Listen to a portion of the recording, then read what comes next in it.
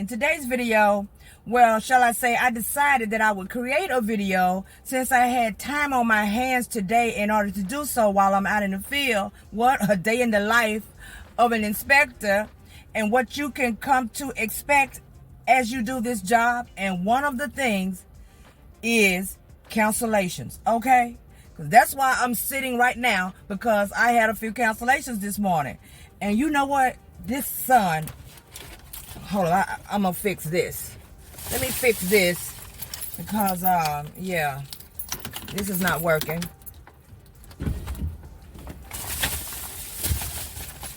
Put my visor over here. You see that help? Oh, snap now.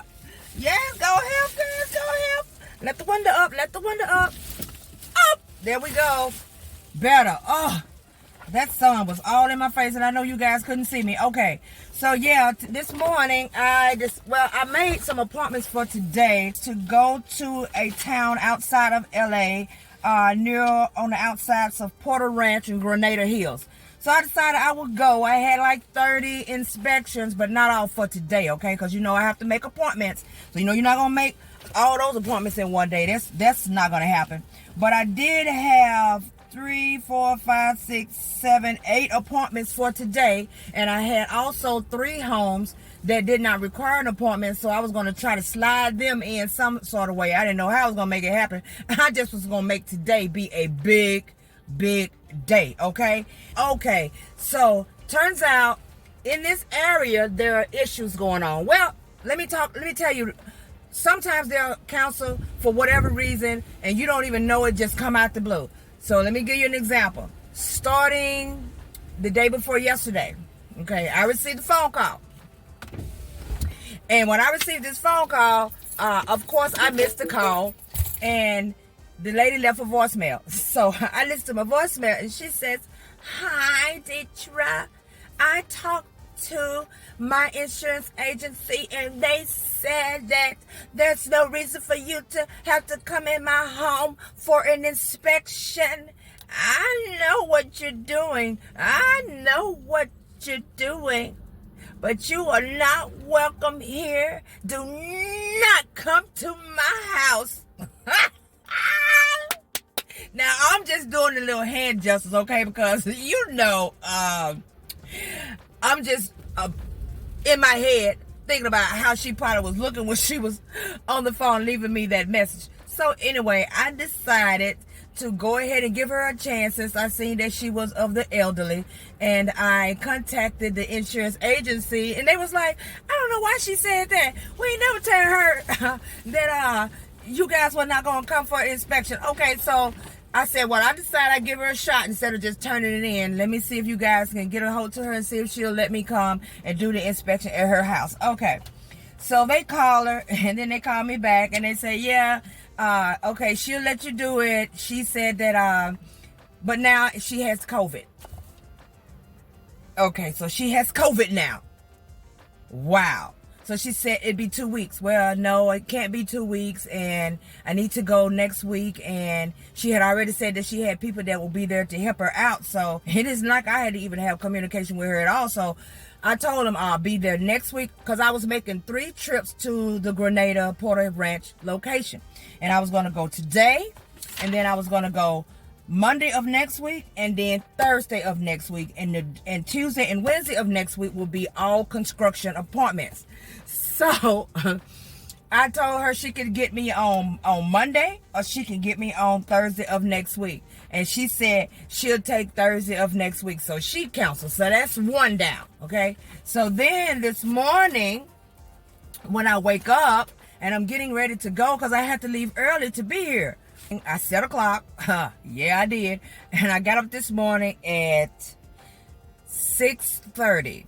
Well, 6:40, because I didn't want to let the bed go, because I had to make sure it was good and cool in my room, and it was just hard to get up. But I went on there and got up, got myself situated, because I knew it was going to probably take me about 45 minutes or more to get over to this location. So I was like, you know what, let me go ahead and get up and get situated. When I woke up, the first thing I woke up to was this bling, bling, bling, bling, bling, bling constantly going on. I'm like, what is happening? So I look and check my phone, and someone says, unfortunately, he is sick. So he said he's sick. He's not been feeling well for the past 2 days. He wanted to know, could we set another appointment even tomorrow even? Well, y'all already know I'll be scratched out those Fridays. So I wrote him back and I let him know that no, we can do it for Monday or Thursday of next week. And he was like, fine, great, you can come Monday. I should be feeling much better. I'm just not feeling good. But I went on ahead and added him in there, so that started to make that they start to be looking a little tight. So I was like, watch, somebody else gonna need that date. And sure as I just told you guys, I posted him, put him in there, changed the appointment. On the way up here, I got so far on the freeway and I started seeing all this stuff flying around the freeway, all this stuff on the road. And I was like, what is happening? Did a truck turn over something or whatever? Come to find out, that's not it. They've been having wind factors over here in this area for the past 2 days, they tell me. So by the time I got off the freeway good, it's wind and trees are leaning and the wind is blowing and it's shaking my little car. And I was like, oh my God, I'm finna be out here trying to do inspections in this wind and it's blowing. By the time I parked to the first location, I got what? Another call. So on this call, she says that power lines is down near her house and the fire department has shut off the street where she lives and until they can get the power back on, and so she has to reschedule. So of course, since my Monday was about to be super tight anyway, I put her right on in on Monday.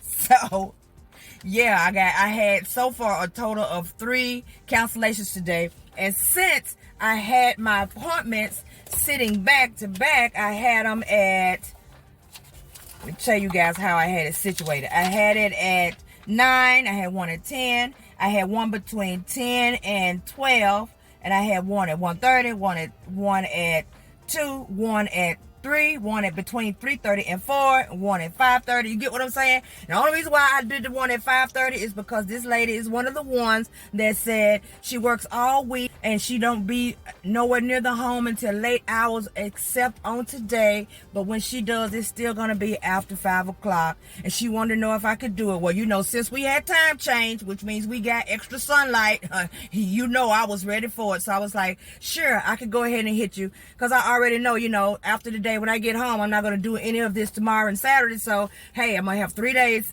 chilling and doing what I choose to do. Right now, where I'm at is I'm at a recreational center and park.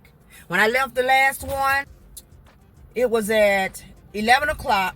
When I left it, I said, well, let me put in the map a park near me. And I went to the park. Okay, I had already went through my files for people that needed to make appointments. So I went on ahead and sat here and made some calls. I don't know if you can see that. Can you see that? I called them, well, maybe you can't, but it's called problem kids. So that's what's on this sticky note. And one of them is the one that was supposed to show up at an appointment that I have at an apartment building. She said she was on her way, but apparently she wasn't. And she said that she had someone to leave an apartment open for me so I can go ahead and get the pictures. So I was like, I'm thinking to myself, let me go ahead and knock this out. I'm going to knock out this apartment. I'm going to go ahead and take the pictures that I need inside of this empty apartment. I'm going to do all around the building. Because, when you don't have nobody on your tail, you don't got nobody walking around and catching the edge of your shoe every time you stop, you can get the inspections done very, very quickly. So I was like, let me go ahead and knock this out. By the time she get here, she can do the forms. I asked her the questions on the forms because, once again, it's an inspection. It's not a photo shoot. So she's going to have to answer some questions. So once she can actually answer those questions for me, then what happens? I can turn around after that and get on up out of there and be done. When I finished, she didn't show up.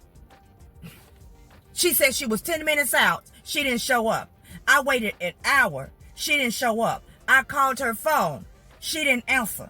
Then when I called again, now I'm going immediately to voicemail. Okay, at first it was looking kind of fishy, but now me in the agency, we're actually kind of worried about her. And I'm going to tell you why. Because now she's not answering her phones at all. For me, for the agencies, for nobody. So anyway, that became a problem child.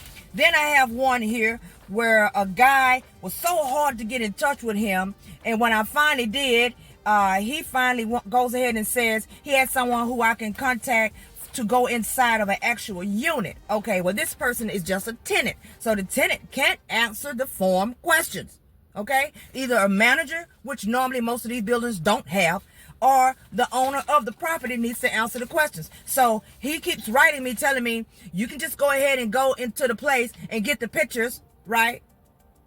But he never says, and then call me and I'll answer questions. Well, being that it takes me a week to even get in touch with the guy, to even get him to answer, I have to get the agency involved, all type of stuff. Let me tell you something. For all of you guys who are really wanting to do construction, you need to know that it's more to it than just running to a big building and then you get to take some pictures, or going to a shopping plaza and you get to take some pictures wherever you're going, and then they just pay you a lot because you're taking extra photos. No. You have forms that need to be done. These owners of these buildings, whether they trustees, it doesn't matter what they are, whoever's the one who's on here as the insured needs to be answering these questions. Unless they do have a manager, most of the time the manager does know the answer to the questions and they will answer some questions for you, so you don't have to worry about it. But sometimes, I'm gonna say most of the times around here, there is no manager. So I am here now sitting around waiting on this guy to actually answer me and say, yeah, I will actually answer the questions, because I just learned my lesson when I went to the one and the lady never showed up. Now I got all of these pictures. First of all, they may go on ahead and decide to cancel it out. I've wasted all my time and effort, right? And that was a spot in an appointment time that I could have gave to someone else. So now this guy is insisting on me taking pictures, but he still won't respond to me and say that he'll be around or be somewhere to answer the questions. Even over the phone, he won't respond. So you know what? I'm not going over there. Not until we can get that straightened out. Then, of course, I got one where they have a phone number that's disconnected. So the number's disconnected. They have no email. So I have to contact the agency. I have contacted the agency 3 times. And 3 times I've had to leave a voicemail at the agency. And 3 times I have not heard from the agency. Okay. Why would an agency? And I can understand most definitely pertaining to the actual insured. You know, they busy, they doing other stuff. And even if they not, they probably hearing your voicemails and ain't giving 2 shits about nothing you asking them. But an agency, this is a professional business. Why are they not responding to voicemails? It's crazy. And all three of these are 100+ inspections, because they are construction. And I can't even make an appointment. And they are, yes, my problem children. So it's nothing I can do with those. So my other ones that I have 1 or 2 of them that are out of town. Wait, 1, 2, 3. I have 4 of them that are out of town. Won't be back into town until the middle of the month. Yeah, toward the end of the month. The first one is on the 15th. So I can't make an appointment with them until they get back, because they don't want to make one until they get back. Well, you know what? This is what happens when you're dealing with construction, because when you're with construction, it's not like a home where you call once or twice. Okay, you leave a message, you call the 3rd time, they don't answer, then you call the agency, and the agency is supposed to be helping you, but they're not helping you, so you can turn it in and say, look, I'm not getting any assistance on this, the person's not answering the phone, cancel it out. No. On the constructions, I have a folder over here. I have a file in here that I have held, I know, every bit of 3 weeks. Okay? So I got time on my hands. So if I go to the store, no. I better not go to anybody's store, okay? So I'm not going to go to the store. I am at a park. I would have liked to walk around and talk to you guys and make a couple of little videos for you. But I intend to bring my pad. I charged it up. It was sitting there ready to go. And well, I was charging it before I got ready to go. And then when I got ready to head out of the house, what did I decide to do? I decided to walk up out of there in such a hurry and left my pad in the room, charging up like I didn't need it. But anyway, so it's 11:45. I'm just deciding to have my breakfast. This is my breakfast. So I'm going to have my breakfast. The wind looks like it's done slowed down a little bit. I passed one location where somebody's poor car. Oh my God. Just when you think life is bad for you, you know, you realize it could be worse. Am I right? because I passed a location in somebody's car. The tree had come up out of the ground and had fell over onto these people's hood of their car. I took a picture. You probably see it up there on the screen. And I was like, oh my goodness, somebody's in the house sleep, because it was early this morning when I got over here. I was like, somebody probably in the house sleep, don't even know that this has happened. The car was on the street, so you don't know which house it was. If it was in a yard or something, I probably would have knocked on the door and asked them, are you aware that the tree fell on your car? I felt so bad for whoever it was. I'm gonna get out of here and go walk, see what's going on over there. They got a little baseball field over there. There's a lot of people out there. I don't know what they're doing over there, but it's a big, huge location. But I'm gonna go over here and walk around. Maybe I can get some steps in. I'm getting my steps in since I'm over here doing nothing. What? Y'all know what to do. Like, subscribe, turn on the notification bell. I got 2 hours. Let me see if I can push out about 10,000 steps. Oh my goodness. See, always finding a way to make things happen for myself, huh? Thank you guys so much for watching. Enjoy the rest of your day.